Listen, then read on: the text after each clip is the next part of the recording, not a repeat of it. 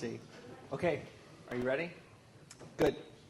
Hi, I'm Jonathan Frome. I'm going to be talking about the ontology of interactivity, and I think you'll see that it is going to dovetail pretty closely with Grant's talk this morning, so hopefully that will work out. When discussing modern entertainment, people frequently use the terms interactive and non-interactive, despite the fact there is no clear consensus on what these terms mean. To this point, in the book Rules of Play, Salin and Zimmerman write, interactivity is one of those words which can mean everything and nothing at once. Despite this ambiguity, there is also an apparent consensus that interactivity is essential to understanding the difference between computer games and other forms of entertainment. It is often said that computer games are different from films, literature, and other works of art precisely because computer games are interactive and these other media are not. Not only is interactivity considered to be necessary to a computer game, but games are often criticized by gaming reviewers for having long, non-interactive portions such as cutscenes, suggesting that interactivity is essential for a computer game to be successful. So what is interactivity? Before I attempt to answer this question, let me make some clarifying remarks. First, I'll be using the term artworks in my discussion, but I mean this term with no evaluative connotation. I mean it simply to indicate instances of works in the relevant media. So here, artworks include all computer games, all films, all paintings, all novels, and so on, regardless of their level of artistry or aesthetic quality. Second, the terms interactive and interactivity can be used in many different contexts, and these contexts affect the meaning of these terms. Interactivity might be used to describe the difference between internet banner ads and pop-up ads, which require a mouse click to close. The context of my inquiry is limited by specific questions most central to my research. I am not aiming to define the field of computer game studies or academic studies of interactive media. Rather, my goal is to define interactivity in a manner that can be used to potentially differentiate between computer games and traditional non-interactive media such as film, literature, and so on. Further, since I take it that the main reason to differentiate these types of works is to help us understand our experience of those artworks, my account will aim towards that purpose. This approach excludes certain understandings of interactivity. For example, you might argue that an artwork is interactive based on the viewer's participation in cognitively processing the sensory experience of the artwork into meaningful parts. On this account, you would say that a viewer interacts with a film when she visually processes flickers of light and perceives those flickers as a representational image. Or, at a higher cognitive level, one could argue that readers interact with books in that they connect the words in the book to images and experiences from their own lives. But this is not the sort of interactivity I want to investigate, because this sort of interactivity applies to any experience we have with any aspect of the world, artwork or not. Although it is important to understand how people mentally process their environments, this type of interactivity cannot differentiate between what we think of as interactive and non-interactive media. Another type of interactivity I want to exclude from the discussion is interactivity that is based on audiences using an artwork outside of their immediate engagement with it. People interact with artworks in many aspects of their lives, from everyday conversations to conventions where people dress up in costumes based on fictional characters. However, these types of, we might think of as external activities, are equally appropriate to computer games, films, literature, and so on. This broad sense of interactivity would allow any artwork to be considered interactive, and thus, again, does not help us distinguish between interactive and non-interactive artworks. Most definitions of interactivity require that the audience of an artwork change the artwork itself. I will refer to the idea of changing the artwork itself by using the term aesthetic structure. Aesthetic structure is the arrangement of the formal elements that compose the artwork. The aesthetic structure of a painting is the arrangement of the paint on canvas. The aesthetic structure of a film is the particular combination of projected images and sounds unique to each film. the aesthetic structure of a computer game is, like a film, the arrangement of the images and sounds of the game, but can also include tactile features such as controller rumble. A small caveat necessary for a good account of interactivity is that interactivity does not require that an audience take action to change the aesthetic structure of an artwork, only that the audience has the ability to do so. We might agree that a certain computer game, such as the classic Space Invaders, is interactive. Someone might press a button to begin playing Space Invaders, much like someone might press a button to begin a DVD movie. However, if, after the game starts, the player takes no action, the game will quickly end. Yet we would not conclude that the video game was not interactive just because the player did not interact with it. We would say that the player did not take advantage of its interactivity.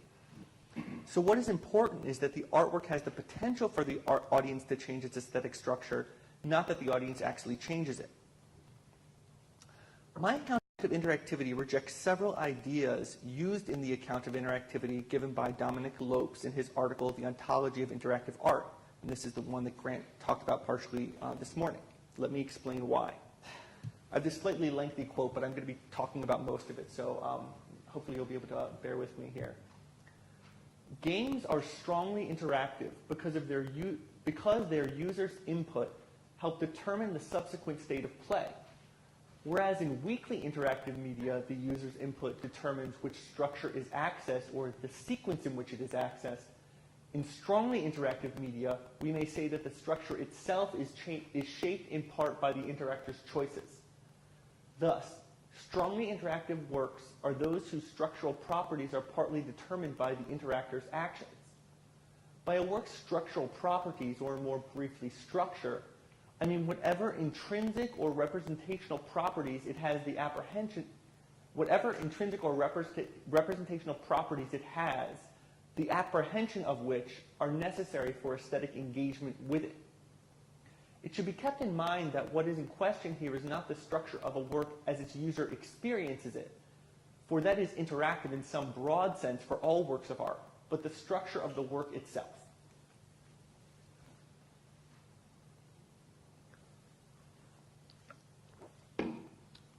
There are some serious problems with this account. Lopes asserts that what is important is the structure of the work itself, rather than the audience's experience of the work structure. His argument is that audiences experience all art as interactive in some sense, so it is not useful to think about whether the audience's experience is interactive. There are two problems with this. First, the audience's experience is not a monolithic thing. It is true that all works of art are interactive in some sense, such as the sense I described earlier in which audiences perceptually process a work of art. Yet there are other aspects of an interactive experience that do not equally apply to all artworks, such as the experience of changing the aesthetic structure of an artwork. Some artworks allow audiences to do this and others do not. This difference has a large impact on how we experience these artworks and seems essential to answering questions about interactivity. Let me put this back up here. Sorry.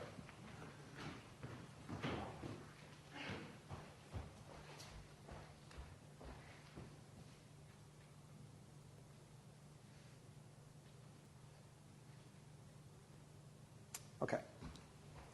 Second, Lopes' own account requires a reliance on audience experience. Consider Lopes' definition of structure. He states, in this quote, that structure is whatever intrinsic or representational properties an artwork has, the apprehension of which are necessary for aesthetic engagement with it. Yet these properties differ according to the medium of each artwork. For example, to properly engage with a film, it is necessary to apprehend the. In contrast, when reading a comic book, it is not necessary to apprehend the time we see the presented images to properly engage with a comic book. It is understood that comic book readers will look at the images for different lengths of time, whereas film viewers will look at the images for the same length of time. Looking at the images for any particular length of time is not necessary for aesthetic engagement with a comic book. This fact undermines Lopes' attempt to exclude audience experience from his definition of an artwork structure. it is impossible to identify the structure of an artwork without reference to the audience's experience of the artwork, because what constitutes the structure of an artwork is what the audience must apprehend to engage with the artwork. We can only say that apprehending time is only necessary for engaging with film and not for engaging with comic books. That idea is in reference to the audience's experience of the artwork. There is no such thing as the structure of the work itself outside audience experience. A second major problem with Lope's account is that it fails to properly distinguish between what he calls strong and weak interaction. I propose that no such distinction can be drawn. On Lope's account, in strongly interactive artworks, the audience changes the work's structural properties, while in weakly interactive artworks, the audience changes only which structures are accessed or in what order they are accessed. Thus, Lopes apparently believes that the order in which the parts of a work are accessed are not part of its structure. Yet he provides no reason to believe this. It seems clear that the temporal arrangement of the formal elements of an artwork are, at least for some media, part of its structure, in that the arrangement must be apprehended, that is, the arrangement in time of the elements must be apprehended to aesthetically engage with the artwork. This fact undermines the notion that there is any justification for segmenting interactivity between weak and strong in this way. Okay, so let me put that off now. If I am right that there is no real distinction between weak and strong interactivity, then is it not sufficient to say that an artwork is interactive just in case audience actions change the aesthetic structure of the artwork? No, because audience action can change the aesthetic structure of non-interactive artworks in addition to interactive ones. Now, it is obvious how audience action changes the aesthetic structure of computer games. You use the controller to change the image and sounds on screen. You press a button, perhaps a virtual gun fires, causing change in both image and sound. But audience action can also change the aesthetic structure of ostensibly non-interactive media. For example, if you watch a movie on DVD at home, you can make numerous adjustments to its presentation. You can turn the volume off. You can turn the color off. You can skip around between chapters and watch the film out of order. The same holds true for other media. You could deface a painting or make inappropriate noises during a musical performance. We would not say that these media are interactive. We would say that the audience who does these things is not engaging properly with the artwork. In other words, the audience is not engaging with the artwork as the artist intended. An account of interactivity must account for the artist's intentions. For a work to be interactive, it is not enough that the audience be able to change its aesthetic structure. The artist must intend that the audience take action to change the aesthetic structure of the artwork. And the audience must change the artwork's aesthetic structure in a manner intended by the artist. This does not mean that the specific changes made by the audience are intended by the artist, just that the audience changes the artwork within some specified range of actions intended by the artist.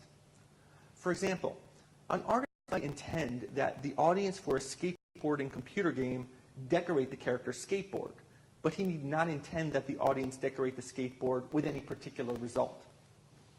So, an artwork is interactive just in case, A, the audience can change the aesthetic structure of the artwork it is engaging with, and B, the audience can change the aesthetic structure of the artwork in a manner intended by the artist. Yet there is still the possibility that an artwork fulfills these criteria and yet would not generally be considered interactive in the sense we commonly use the term. Imagine an artwork that is created such that the audience action changes the aesthetic structure of the artwork, yet that fact is never communicated to the audience. For example, we might imagine an art installation that is essentially a slideshow, which seems to randomly change between numerous different slides. However, unbeknownst to the audience, the artwork is set to slightly vary the order of the slides based on the amount of noise in the room. Although this artwork is created with the intention that audience action will change the aesthetic structure of the artwork, and audience actions actually do change the aesthetic structure of the artwork does not seem to be interactive in the same way that Space Invaders is interactive. I propose that this is so because our notion of interactivity entails the concept of the audience voluntarily choosing to take action to alter the aesthetic structure of the artwork, rather than doing so unknowingly and unintentionally. Note that the concept of choice here includes both that the audience action be voluntary and that the effect of the action be communicated to the audience. This does not require that the audience know how their action will affect the artwork before the results are presented to them. Even if audience action causes artwork to change in a random manner, we would still think of that artwork as interactive if the audience does, makes the action voluntarily and sees the results of that action. So, my final account of interactivity is this. An artwork is interactive just in case, A, the audience can change the aesthetic structure of the artwork it is engaging with, B, the audience can change the aesthetic structure of the artwork in a manner intended by the artist, and C, the audience is aware of both A and B. One of the motivations for developing this account was to more clearly understand a key difference between computer games, which are interactive, and more traditional artworks, which are generally not. Yet, although I stand by the account of interactivity I just proposed, I don't think that we can necessarily use it to differentiate between computer games and other types of artworks, because there are actually numerous examples of truly interactive artworks that are not computer games. For example, there is the genre of children's literature known as choose-your-own-adventure stories, named after the most popular series in this genre. For those of you not familiar with these books, they are written in the second person, and after every page or two, the reader is given a choice on how the story will proceed. For example, the book might describe how you, the protagonist, approach a house, and then pose the following. If you want to knock on the front door, turn to page 35. If you want to walk around to the back of the house, turn to page 50. The page you turn to determines how the story proceeds, and you usually make a few dozen choices before the story ends. This artwork in the ostensibly non-interactive genre of literature clearly meets my proposed account of interactivity. Another example is the theatrical musical Drood, which is based on the unfinished novel The Mystery of Edwin Drood by Charles Dickens. Before the last act of the musical, the audience is asked to vote on which character will be revealed as the villain, and they have alternate endings for every character. The result determines which version of the final act will be performed. Again, this is a clear example of interactive art. Now, you may have noticed that I've been talking about my account of interactivity rather than my definition of interactivity. I am skeptical about the usefulness of definitions, especially ones aiming to provide necessary and sufficient conditions. What then do I mean by an account? An account is a definition by prototype description. In other words, I take it that a useful account of interactivity is one which successfully captures our understanding of the concept as applied to prototypical examples of the relevant concepts, which in this case will be artworks. If we understand an account in this way, then the concept of interactivity, as I've accounted for it, recaptures its usefulness in distinguishing between computer games and other types of artworks. Although I give several examples of interactive artworks that are not computer games, these examples are not prototypical of their categories. They're very unusual. Choose-your-own-adventure books are a very minor subgenre of literature. Drood is an exception among theatrical musicals. Although substituting traditional definitions for prototype descriptions does lead to some ambiguity in categorizing objects, I don't see this as a weakness of this approach for two reasons. First, any definition based on necessary and sufficient conditions will break down at the margins based on non-prototypical cases. There will always be cases for which we do not have reliable intuitions about whether the case meets the definition or not. For example, consider this potentially interactive artwork. Computer systems currently exist that change the aesthetic structure of an artwork based on audience reactions to what they are seeing and hearing on a screen. These systems can alter an artwork based on involuntary reactions, such as pupil dilation, micro-expressions, or a galvanic skin response. Would we consider such a system interactive? We could hold that it is because the audience changes the aesthetic structure of an artwork and it is intended that it do so and the audience might know so. Or we could hold that it isn't interactive, but maybe reactive, because the audience is not making any voluntary choice about whether or how the artwork is altered. The truth is that this is an unusual type of art. So unusual that it is not a prototype for any common category, and I suspect that none of us have well-formed intuitions about it. A second reason that I find the ambiguity of a prototype account unproblematic is that in our discussions and research, we intuitively understand that people unavoidably think in terms of prototypes. And we clarify whenever we are discussing examples that fail to meet prototypical characteristics. For those of you not familiar with prototype theory, what do I mean when I say that people unavoidably think in terms of prototypes? Take a moment and visualize a bird in your minds. Do this, it will just take 1 second. Visualize a bird, about its location, and about what it sounds like. Okay, now, were any of you thinking about an ostrich? No, right? Because an ostrich is not a prototypical bird. We tend to think about a robin or something else that seems like a central example of a bird. We naturally gravitate to imagining prototypes. Now, due to this fact, when we are discussing examples, we tend to clarify their non-prototypical features. Thus, if I were telling a friend about my experience of watching Drood, I would invariably mention its unusual audience vote structure, specifically because it is unusual. Similarly, when we are discussing computer games as compared to films or books, if we are discussing non-prototypical examples, we will invariably aim to eliminate any ambiguity through additional description. This is exactly what happens at all of these conferences when people are talking about, what about this example, what about this example? We detail these examples because we need to know what we're talking about, and it's not obvious because they're not prototypes. Thus, an account of interactivity by prototype description is useful in identifying the central elements of interactive art, but its lack of hardline categorization of artworks does not cause any real problems for us in discussing interactivity. Thank you. Okay,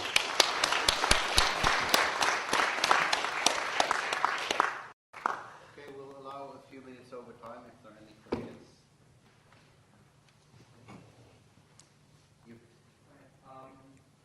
One condition in your account for interaction was the change of the aesthetic structure in the manner intended by the artist.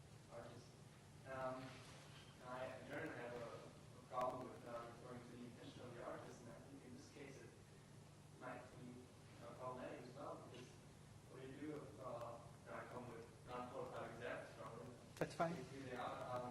Venus and Milo, how do you don't go back to the intention of the creator and say, well, he probably intended for it to have arms, so let's put it back on.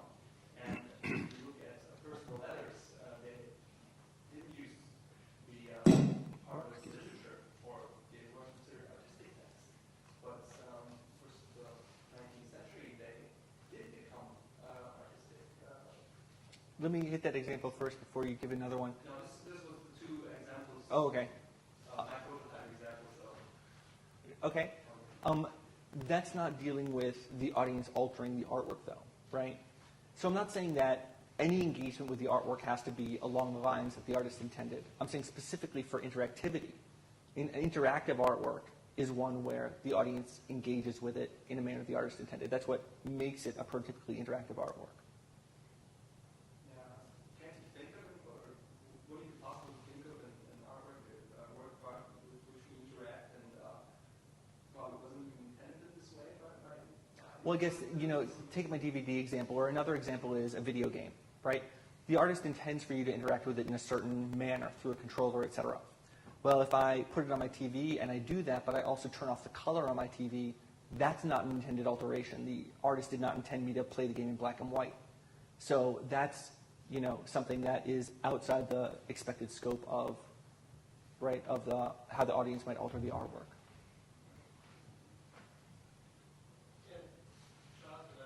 I'm glad you brought up the choose your adventure games.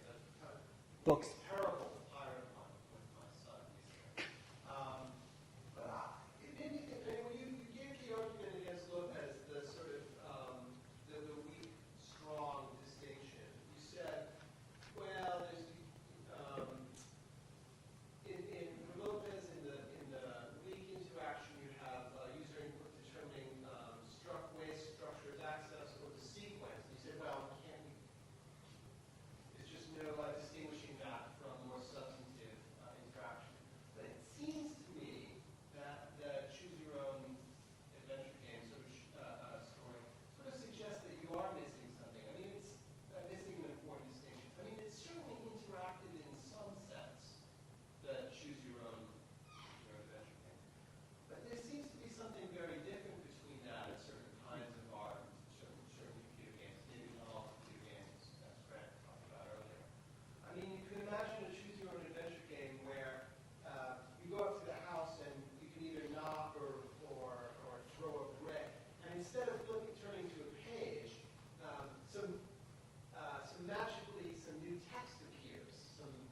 partially randomly generated text appears.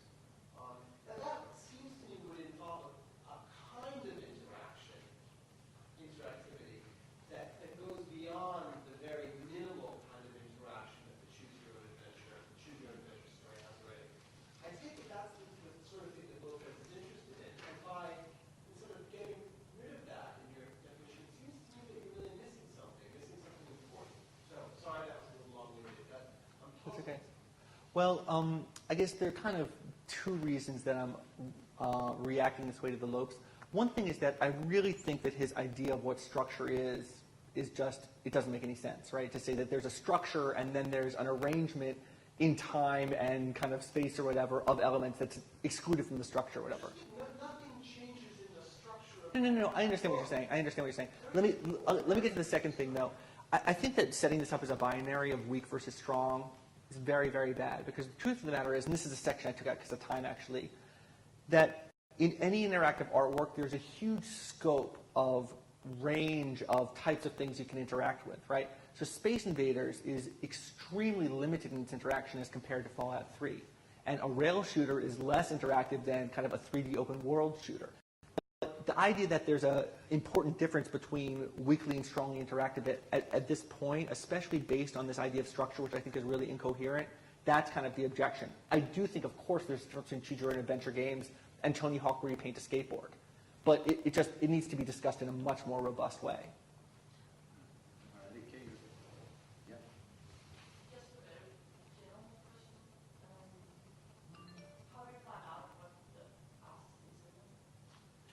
That is an epistemological question rather than an ontological one, I guess is my first response.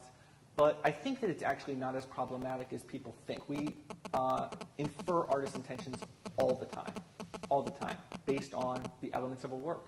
So when we see a movie that's a horror movie, we infer that the artist intended to scare us. And occasionally we're wrong, but usually we're right. Right? So that's, yes?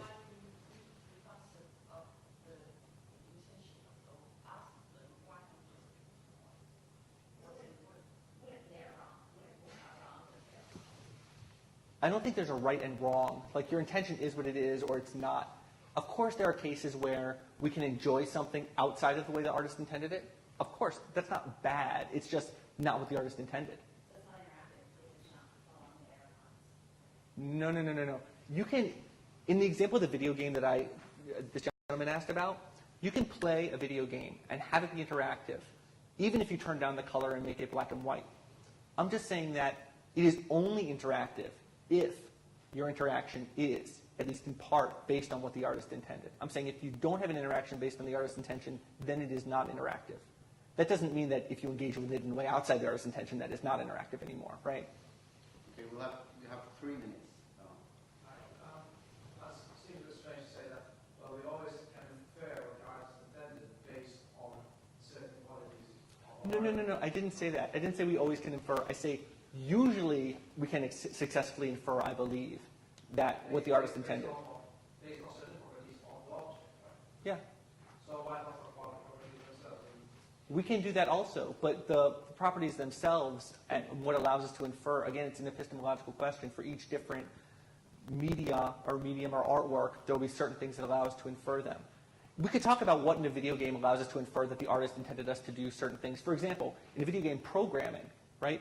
Programming allows us to make certain kind of changes, and it disallows us from making other kind of changes. So in Tony Hawk, or actually Fight Night may be a better example because I haven't played Tony Hawk, but in Fight Night, it is intended that you choose the tattoos on your boxer, right? Because that's allowed by the game. It is not intended that you can color your boxer's hair green. Because the program doesn't allow me to do that, I infer that they didn't intend me to change the color of the boxer's hair. Now, they might have intended that, but through some programming mistake or horrible hacker or whatever that was removed in the code before they shipped it out or whatever, yes, that's possible. But I make my inference, and it seems pretty reliable for my enjoyment. Very, very short. Yeah.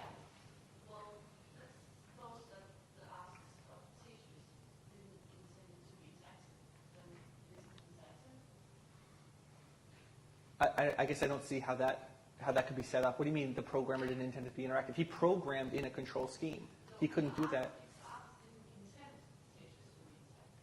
I'm asking, how is that possible since he programmed a control scheme? Like if he programmed it in his sleep or something? No, or maybe just intended that you should watch the screen and not follow. There's a whole section of Tetris programming that is the control scheme that would never exist if he didn't intend it. About the object and not the intentions. The artist's intentions is inferred from properties of the object, right? So, Right. Thank Okay. you, Jonathan. okay, thank you. Some quick information here before you